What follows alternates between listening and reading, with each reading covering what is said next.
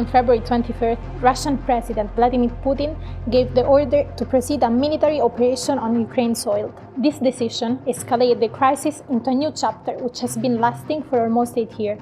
However, the newly Russian operation into the Ukrainian territories ended up with Europeans facing another repeated waves of fleeing refugees to their countries.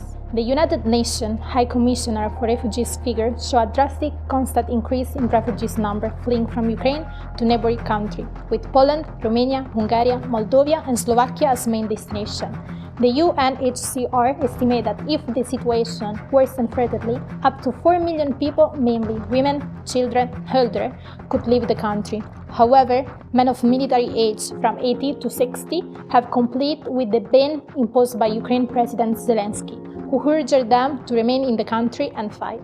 In response, and for the first time, European countries asserted their readiness to receive Ukrainian refugees by proposing the activation of Temporary Protection Directive, which was brought in the following the world in the former Yugoslavia in the 1990s to offer assistance to displaced people. This directive extends refugees' residency status without having to go through complex asylum procedures. There are 3 problematic issues. The first one is the legal. First steps were applied by Poland, Romania, and Hungary, who have opened the border and allowed entry to all of those who want to enter, even if they lack necessary documents. The EU announced that Ukrainian refugees are welcome into the member country for 3 years without applying for asylum.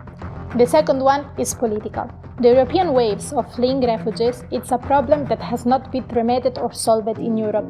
In fact, the new crisis arises when the previous one has not yet been concluded.